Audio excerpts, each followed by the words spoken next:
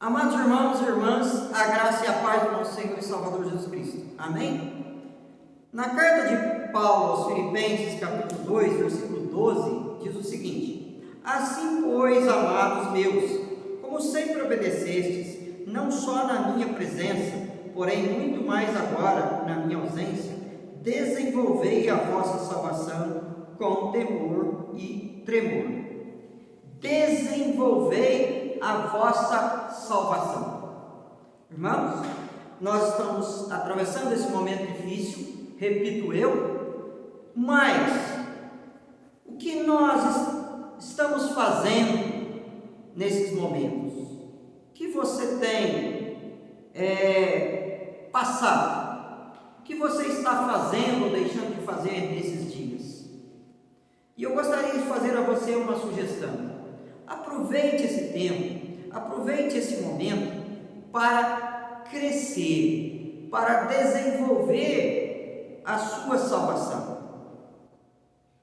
É momento para refletirmos, é momento para nós pensarmos, é momento também para crescermos. E hoje nós vamos falar sobre esse tema. É tempo de crescimento. O apóstolo Pedro, falando aos seus fiéis, vai dizer: antes crescei na graça e no conhecimento do nosso Senhor e Salvador Jesus Cristo. Você tem lido a Bíblia, você tem orado, você tem consagrado a sua vida a Deus? Aproveite esse tempo para crescer. E Paulo, escrevendo aos Filipenses, ele vai dizer: desenvolvei a vossa salvação. Mas como crescer espiritualmente? O apóstolo Paulo vai nos mostrar nesse texto. O crescimento espiritual, ele começa na nossa obediência a Deus. É o que ele diz na primeira parte do versículo 12, que ele vai falar que os cristãos de Filipos, os filipenses, eles estavam sempre obedecendo à vontade de Deus. Não há uma forma de crescimento se não houver uma obediência à palavra de Deus e ao Deus da palavra. Obediência é uma palavra que está em extinção. Muita gente quer mandar, mas poucos querem obedecer. Muita gente quer dar ordens, quer ser o maioral, mas poucos querem servir e querem obedecer. Se você quer desenvolver, se você quer passar por um período de crescimento na sua vida, aprenda a obedecer a palavra de Deus. Esse é o primeiro passo que você tem que dar. Mas caminhando um pouco mais, se você quer crescer espiritualmente, se você quer desenvolver a sua salvação, você tem que ter temor ao Senhor. O que ele diz ainda nesse versículo 12? Desenvolvei a vossa salvação com temor e tremor. O temor do Senhor é o princípio de toda a sabedoria. Se você quer desenvolver a sua salvação, você tem que temer a Deus. O que é temer a Deus? Temer a Deus é levar Deus a sério. Temer a Deus é buscar uma vida de intimidade com Deus. Observe bem o que o salmista diz. O salmista Davi, um homem que tinha intimidade com Deus, o homem segundo o coração do Senhor. Ele vai dizer no Salmo 25: a intimidade do Senhor são para aqueles que o temem. A esses Deus dará a conhecer a sua aliança. Se você quer crescer espiritualmente, você tem que buscar uma vida de intimidade com Deus. E quanto mais intimidade nós tivermos com Deus, mais nós vamos temê-lo, mais nós vamos reconhecer a sua glória, a sua majestade, a sua grandiosidade. Interessante que a intimidade que nós temos com as pessoas do mundo, quanto mais intimidade que você tem, mais liberdade você tem, mais você brinca e outras coisas mais. Agora, com Deus é diferente. Quanto mais intimidade você tiver com Deus, mais reverência, mais respeito, mais a sério você vai levar a Deus. Por quê? Porque quanto mais conhecermos, quanto mais nós tivermos intimidade com Deus, mais nós vamos conhecer o seu caráter, a sua grandiosidade e a sua glória. Quem chama Deus de um homem lá de cima, ou um cara, é porque não tem intimidade com Deus. Nosso Deus é Senhor. Por isso você tem que desenvolver a sua salvação, buscando o temor do Senhor. E quem teme o Senhor tem sabedoria. Quem teme o Senhor tem intimidade com Ele. Quem teme o Senhor conhece a aliança, tem uma aliança com o Senhor. Por isso nós temos que desenvolver uma vida de intimidade com Deus. A Bíblia fala que Enoque andou com Deus e Deus o tomou para si. E o autor de Hebreus vai falar que pela fé Enoque andou com Deus e foi trasladado para não ver a morte. E antes da sua transladação, ele obteve testemunho de ter agradado a Deus. Noé também achou graças aos olhos do Senhor, porque ele também andou com Deus.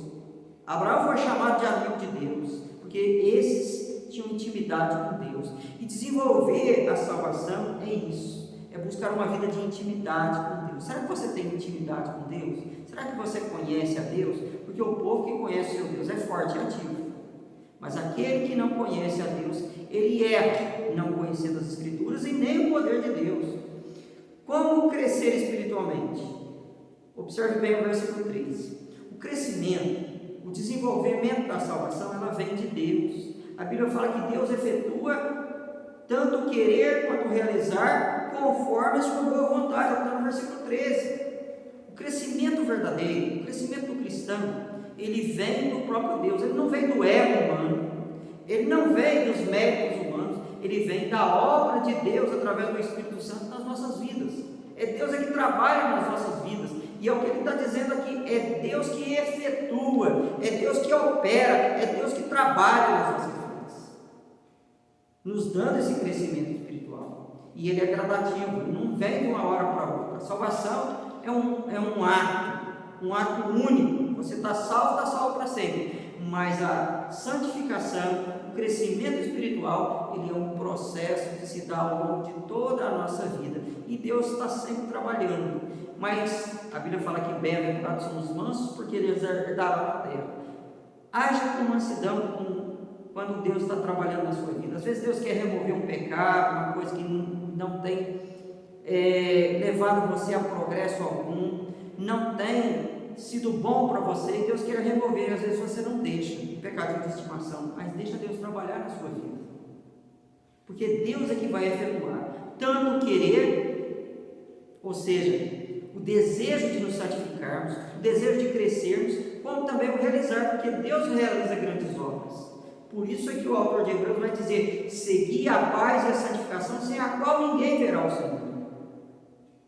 E Deus efetua tanto querer quanto realizar. E depois ele vai dizer: segundo a sua boa vontade. É Deus que age. E quando nós crescemos, nós vamos a cada dia renovando a nossa mente, e a cada dia nós vamos buscando mais a vontade de Deus. É o que o apóstolo Paulo fala aos Romanos, que nós não devemos nos conformar com esse século, mas devemos transformar-nos pela renovação da nossa mente para experimentarmos a boa, agradável e perfeita vontade de Deus. E aqui ele fala aos Filipenses que Deus trabalha nas nossas vidas para que nós possamos entender, aceitar e praticar a vontade de Deus. Isso é um crescimento verdadeiro, um crescimento maduro. Qual é o outro sinal de um crescimento espiritual? Quais são as evidências de um crescimento espiritual? Ele vai mostrar. Deus trabalha, e o resultado desse trabalho qual é? Versículo 14 diz o seguinte: fazei tudo sem murmurações nem contendas. Sabe como é que nós percebemos que o cristão está maduro? A palavra de Deus fala do cristão carnal e fala do cristão espiritual. A Bíblia fala do cristão maduro, mas também fala do cristão imaturo, aquele que fica lá no leitinho, aquele que fica na verdura e aquele que não cresce espiritualmente. Isso é um grande erro.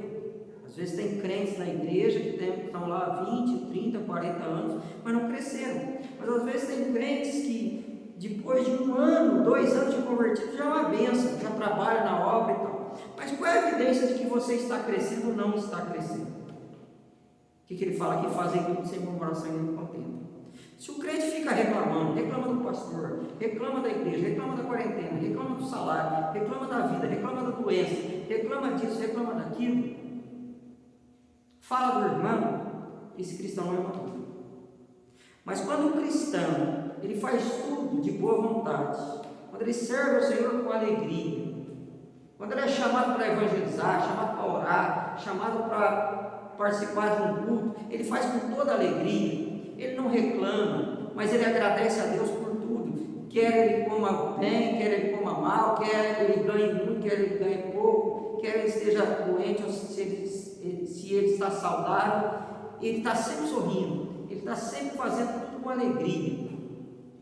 Aí sim ele está maduro, aí sim ele passou por um processo de amadurecimento. O cristão, ele precisa amadurecer, e esse crescimento, ele vem por parte do Senhor, e o resultado desse crescimento é justamente uma vida de gratidão a Deus, porque o crente não murmura, o crente, ele louva o Senhor, o crente não reclama, ele clama a Deus, e ele ama a obra de Deus e o Deus da obra, como também ama o seu próximo. Essa é uma evidência de que o crente está crescendo espiritualmente. E o apóstolo Paulo vai continuar dizendo o seguinte: quando o cristão cresce espiritualmente, ele vai abandonando as coisas do mundo. O que é a santificação? É a mortificação do velho homem e a restauração do novo homem à imagem e semelhança de Deus. O que é o crescimento espiritual? O homem vai se distanciando cada vez mais do pecado e se aproximando cada vez mais de Deus. Não existe uma forma de você ter intimidade com Deus, não existe uma forma de você estar próximo de Deus se você estiver próximo do pecado. Quanto mais distantes do pecado, mais próximos de Deus. Mas quanto mais próximos do pecado, mais distantes de Deus nós estaremos. Por isso é que o apóstolo Paulo vai falar que nós devemos nos tornar o quê? Irrepreensíveis e sinceros. Nós não podemos ser dignos de repreensão e nós não podemos ser um cristão hipócrita, porque o amor tem que ser sem hipocrisia. Devemos ser sinceros. Essa é outra evidência do crescimento espiritual. Mas ele caminha um pouco mais, que devemos ser luzeiros nesse mundo. Quando é que o cristão, ele sabe que realmente está crescendo espiritualmente? Quando ele se torna a luz do mundo. Nós vivemos num mundo mau, cheio de pecado, cheio de adversidade, mas nós temos que brilhar nesse mundo. Temos que contagiar as pessoas. E quando nós crescemos espiritualmente, nós resplandecemos. Será que você tem sido luz? A Bíblia fala que a vereda do justo é como a luz da aurora, vai brilhando, brilhando até ser dia perfeito. Interessante a gente observar que a nós foi dada a missão de pregar o Evangelho. Eu estou aqui pregando a palavra de Deus. Você certamente deve falar lá na sua parentela, com seus amigos, na própria igreja, falando da palavra de Deus. Mas, mais do que falar, nós temos que viver, nós temos que dar exemplo. Por quê? Porque as palavras são importantes, as palavras comovem, as palavras emocionam, mas só os exemplos transformam.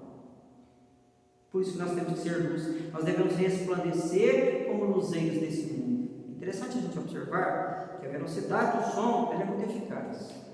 Sabia que a velocidade do som ela atinge 340 metros por segundo ou 1.240 km por hora? Olha como a velocidade do som era impressionante. Mas você sabia que a velocidade da luz atinge quase 300 milhões de metros por segundo? Se fizermos a conta, a velocidade da luz é quase 1 milhão de vezes mais eficaz do que a velocidade do som. Você deve estar questionando, mas o que você quer dizer com isso, pastor? Eu quero dizer o seguinte: pregar a palavra é muito bom. Como ouvirão se não há quem pregue? Falar de Jesus é maravilhoso, mas muito mais do que falar, nós temos que viver. Muito mais do que falar da luz, nós temos que ser luz. Muito mais do que falar de Jesus, nós temos que viver o que Jesus viveu aqui e serve de exemplo para todos nós. Esse é o legado que ele deixou para nós. Será que você tem crescido espiritualmente? Porque não basta falar. Falar é fácil. Viver é que é difícil. E depois ele continua dizendo: preservando a palavra da vida, para que no dia de Cristo eu me glorie de que não corri em vão, nem me esforcei inutilmente. O que Paulo está dizendo aqui? Paulo está dizendo o seguinte, que a maneira de nós crescermos espiritualmente é preservar a palavra de vida. A palavra de vida é a palavra de Deus, é o alimento espiritual. Como é que nós vamos crescer se nós não alimentamos da palavra? Está me vendo? Sou pequenininho, por quê? Porque minha mãe falava assim: come, menino. E eu não comia o suficiente, não cresci. Não cresci fisicamente, mas procuro crescer espiritualmente. E é isso que você tem que fazer. Deus está dizendo para você: feliz é o homem que não anda no conselho dos ímpios, não se detém no caminho dos pecadores, não toma assento dos vencedores, mas o seu prazer é a lei do Senhor, e nela medita de dia e de noite. Ele será como uma árvore. Olha como cresce a árvore, plantada junto às correntes das águas. No devido tempo dá o seu fruto, mas a sua folhagem nunca murcha. Tudo que ele fizer, ele prospera. Então, se você quer crescer, se alimente bem da palavra. É muito importante nós, a cada dia, fazermos uma leitura da palavra de Deus. Como é que tem sido a sua vida devocional? Quanto tempo você passa na internet, dando joinha lá no seu amigo do Facebook? Quanto tempo você passa lá vendo uma novela, um jornal? Quanto tempo você passa falando da vida alheia e outras coisas mais? Você já parou para pensar que para muitas coisas do mundo a gente não leva e nem faz conta do tempo? Mas quando é para ler a Bíblia, quando é para ouvir uma mensagem, quando é para orar, parece que tudo leva muito tempo. Eu não vou perder tempo de ouvir 20, 25 minutos uma mensagem. Eu não vou perder tempo de ler 3, 4 capítulos da Bíblia. Eu não vou perder tempo de orar 1 a 2 horas por dia. Por isso você não cresce. Porque quando as coisas são de Deus, você fala assim: eu vou ler um salmo, principalmente o Salmo 117, que é o menorzinho, que aí eu já fiz a minha leitura devocional e pronto. Antes de dormir eu vou fazer minha oração. Pai nosso que está no céu, santificado seja o seu nome, venha o teu reino, amém. Não é assim? Quando é para ouvir uma mensagem, eu vou ouvir uma devocionalzinha aqui, de 2, 3 minutos, e não uma mensagem. Porque você não cresce, você não se alimenta. Então, se alimente da palavra de Deus e pratique a palavra de Deus. Não adianta nada você decorar toda a Bíblia e não praticar. E finalmente, ele vai dizer o seguinte: se os cristãos de Filipos fizessem aquilo que ele recomendou, ele tinha certeza de que o seu trabalho não era vão e que o seu esforço não foi inútil. É o que ele diz aqui. Irmão, o que Paulo está dizendo? Ele está dizendo o seguinte: se nós praticarmos a palavra de Deus, se nós buscarmos o crescimento espiritual, o nosso trabalho não vai ser em vão. Assim como Paulo trabalhou muito para fundar aquela igreja e muitas outras igrejas, falou muito da palavra de Deus, pregando e também escrevendo cartas, e o seu trabalho não foi em vão. Certamente, quando ele chegar na presença de Deus, ele vai ter o seu galardão, com toda certeza. Da mesma forma, também o cristão que se alimenta da palavra de Deus é o cristão que busca o crescimento.